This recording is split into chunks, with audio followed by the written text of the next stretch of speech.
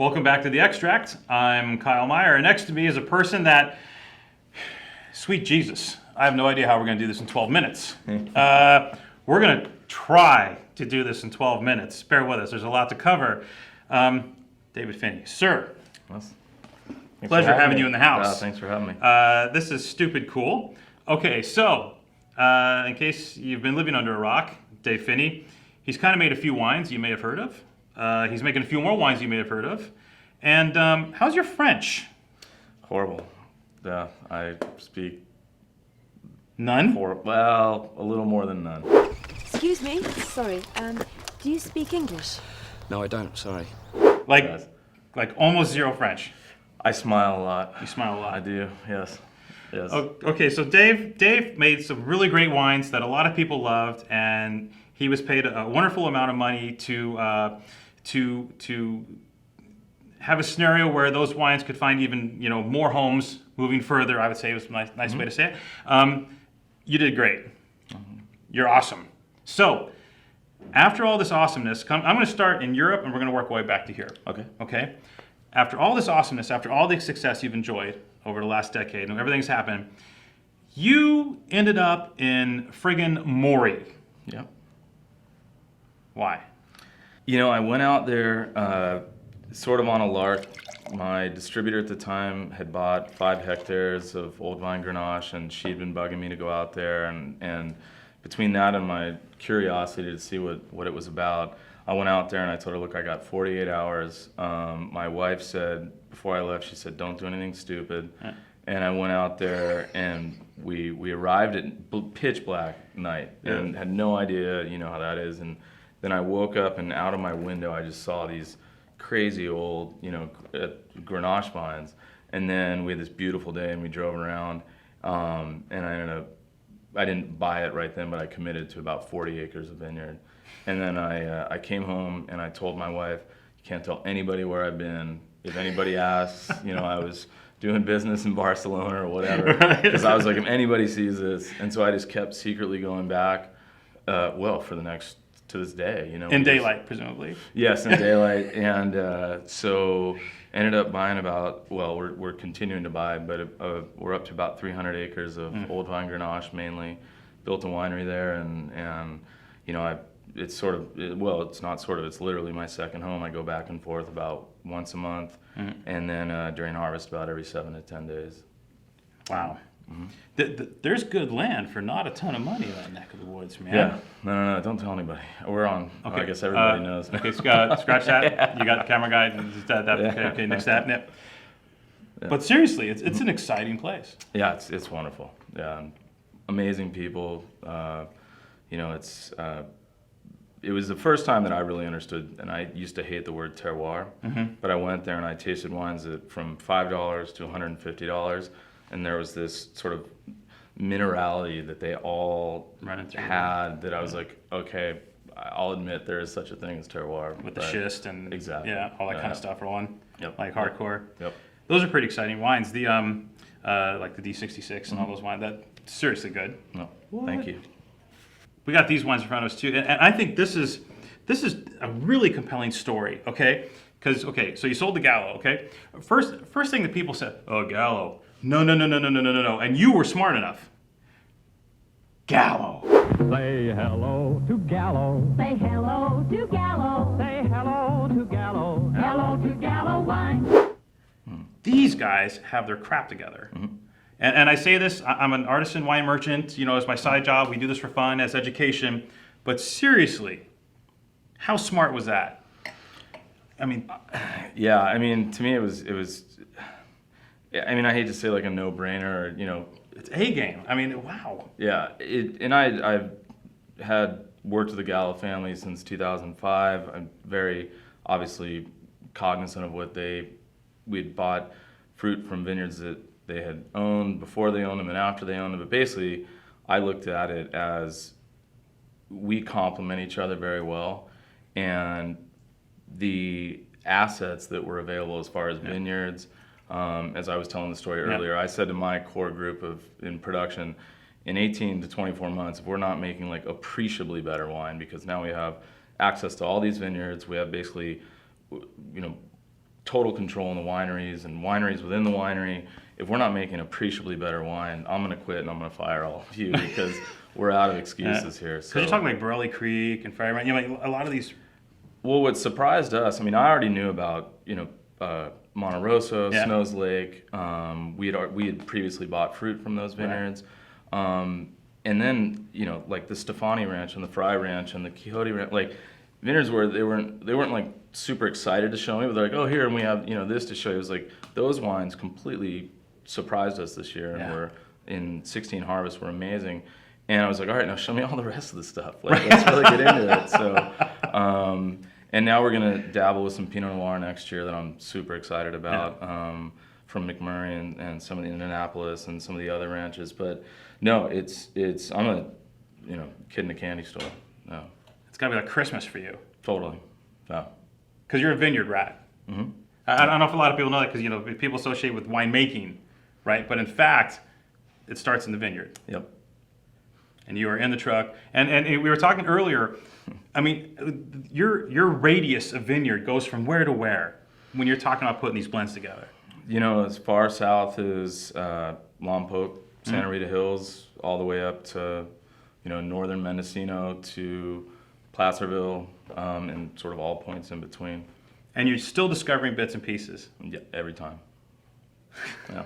That's so cool. No, as I said earlier, there's nothing I like better than, going out and bird dogging vineyards and finding new spots or new blocks and meeting new people. And then, it is one of those things, it's like anything else. You get to know this guy and then he's like, oh, you got to talk to my, my nephew or my cousin or whatever it is, or my, my neighbor over here. And then, you get to know all these people. And every year I don't know what percentage of new vineyards we try out, and some we keep, some we don't. And, it's always, we try to keep it very civil, we don't, if it doesn't work for us, we're very honest about it, and sometimes it doesn't work for the grower and they kick us out, Right. It's not always one-sided, so. First vintage of Prisoner was what, late 90s? Mid-90s? 2000. 2000. Yep. Was the thought process the same at that point in time? Was there a mantra when you first started, when you started Prisoner? First of all, kick-ass label, right? The whole Goya thing and everything. And so it looked great on the shelf. But for you personally, when you created the Prisoner, what was the thought process behind creating that wine at that point in time? Because even though it's the concept now is like everyone's trying to do it, but at the time, it was a little kooky coming up with a blended wine like that at that price point. And you know what I mean? Like, what was the thought process behind it? The thought process was, I have some sweet Zinfandel with residual sugar. I have some Cabernet that I'm going to declassify, and I got a bunch of small lots of other stuff that I don't want to get into this, small little vineyard designate game. But more importantly, I have this residual sugar issue. Mm-hmm. So I threw all of those wines together, and that became Prisoner. And the first winemaker that I ever really worked for is a guy named Dean Sylvester, and he told me, if you put a lot of good red wine together, you often end up with a great red wine. So basically, I was fixing a mistake, so to speak. Right. And the wine turned out, great, and it actually ended up going dry, which is ironic. But that was 385 cases, and the challenge was, okay, how do we repeat this? And so that is where, to your point about me being in vineyards, that's what, really sparked it, because in 1998, which was the first commercial vintage for Orin Swift, I basically bought the wrong part of a great vineyard, and which was my bad, but realized that no matter what I did to it, I couldn't make it better. Yeah. And so it all starts in the vineyard and continues, that doesn't change. So that's what we do. What I do, it's try to find the best vineyards and then get the right balance in the vineyards, maximize the vineyard, and then basically don't screw it up when it comes into the winery. Right. Yeah. At that point in time, when you knocked on a few of the doors of these folks doing Zinfandel and Petit and Napa, right? You got answers, because it wasn't as much of a thing, right? So like when you knocked on those doors, they were like, yeah, what the hell? Sounds good. Yeah, I mean, we went as far as to where I would essentially, there was 2 vineyards in St. Helena where and they like, it's funny because we're still friends, but because they told me this would happen, and I was like, no, that'll never happen. But I said, look, I'll farm your vineyard for free. So I would go out and prune it, sucker it, spray it, do everything in exchange for not the grapes, and I'll still pay you for the grapes. It was that hard to get grapes. At Back the time. then, at that time. And for this Old Vines Inn and Old Vine, actually it was an Old Vine Petite Syrah vineyard. So I'd go out there. It was always Super Bowl Sunday. I'd put on my Walkman, if you can believe it, at the time, listen to the Super Bowl, and I'd start pruning. And then, and I would pay them for the grapes. And they always said, someday, you know, you're gonna have a business, and you know this isn't gonna work out. And I was like, no, never, never, never. So anyway, but yeah, it was just, you know, just hustling back in the day, and you know, it's, I mean, that same ethos continues now. I mean, I don't say that anymore because I couldn't possibly farm that much. Right. Yeah, it's that idea. You know, it just starts on the vineyard. But there's a retention of loyalty from that hustle. I mean, you still have a lot of the same sources. And, oh yeah. You know, for a lot of these wines, people remain incredibly loyal to you. Yep. Yeah. And the thing is, you know, you taste it in the wines. I mean, no BS. I mean, that's the key, right? Those anchor vineyards. That the fact that these people are always working with you year after year. And when you do find something, it takes a while, right? Is there like a vetting scenario that takes place here where you kind of like wait it out a few years and then like, okay, yeah, maybe? Well, and you know, you have the most amazing hillside vineyard, and you're looking at it, as we were talking about earlier, it's like vineyard porn. You're like, oh my God, this looks so amazing.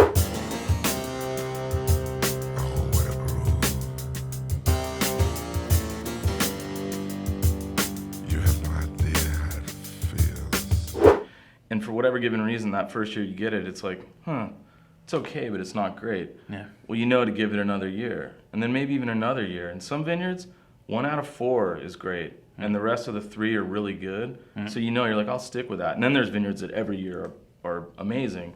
Then there's, you know, there's no, you know, as we were saying, you can't really do it in a spreadsheet. So yeah, and the loyalty definitely goes back and forth, because I've had growers that now, as I'm older and understand business a little bit better, you know, that basically acted as a bank for me. You know, as I was saying earlier, they're like, just pay me when you sell the wine. I mean, the concept of that happening now is like insane. So that loyalty goes both ways, and so yeah, that's just continued.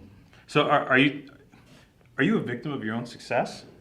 Are you seeing pressure now on that front, like with people? You know, for example, because I talk with a few folks, like Petite Syrah, like for Michelle. I mean, this wine has a wonderful anchor of Petite Syrah in it, but I know Petite Syrah is like this little secret weapon grape, right? Yeah, the hamburger helper. Yeah, exactly. So what happens in that scenario when they're like, hey, you know, so and so called me, da da da da da da, you know, it's gonna find its way in a $200 bottle of wine as a da da da da da da da. I mean, are you counting a little bit of that now, or are people still like, no, we got our gig, let's do it? Yeah, rarely. I mean, in fact, recently we lost a vineyard, one of my favorite vineyards, but it was because this particular grower is getting paid an exorbitant amount of money, and they're an amazing family, and it's quite the opposite. I called him to say, you better take this deal. Like, don't worry about us, because we've had an amazing 15-year run. Yeah. But for the most part, very rarely have I could count on one hand when we've lost a vineyard. Yeah. Either they're not because of a sale, or we didn't. As I said earlier, it's a small valley, and it's a small, you know, state, so to speak. And at the end of the day, all you have is your reputation. So, yeah, we've been very fortunate to not. I mean, we usually grow within it. What's happened more often than not is that we'll get a small, you know, 1 or 2 tons back in the day. Yeah. And then someone doesn't pay their bill, and next thing you know, we're getting 5 tons. Next thing you know, we're getting the whole, you know. You're getting the whole kit and caboodle. Yeah. So, yeah. So, moving forward with everything that's happening, is there a danger of you just fleeing to France and living there for the rest of your life, or are these still your babies? No. I try to convince my wife, but we got a couple kids and about to get into high school, so yeah. No, I'm really excited, as I was saying, you know, earlier, but as I'll say to anybody until I'm blue in the face, you know, to me the next 5 to 10 years are the most exciting, because we now have the freedom to not worry about sales so much. Not that we worried about it, but we can really focus in even more on the vineyards, on the winemaking, have access to vineyards that we otherwise wouldn't have access to.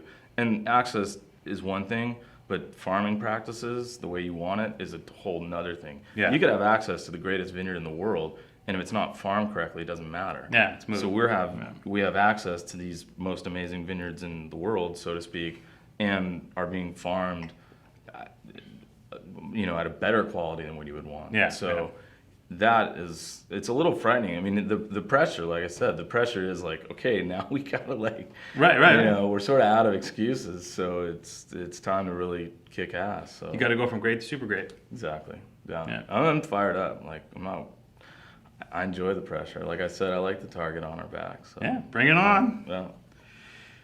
Mr. Finney, continued success, sir. Thank you. Really, a true success story, not in the world of California wine, but in the world of international wine, where you're at right now, and the fact that quality maintains. There's so many instances where something happens. You know what I mean? Like, bam, these wines are just as aces, if not more so, to your point. Yeah. And I think that's a really important point to focus on moving forward in the future, is that it's very impressive what's happened in the last couple of years. And No, it's again, we were talking. I mean, I was talking to someone internally about it today. It's like it was a minor issue. I said, as usual, let's try to turn a negative into a positive. yeah, And what I look at, the what I would consider more of a partnership with Gallo, what some people perceive as a negative. Oh, big winery buy small winery, you're gonna screw it up. This whole little.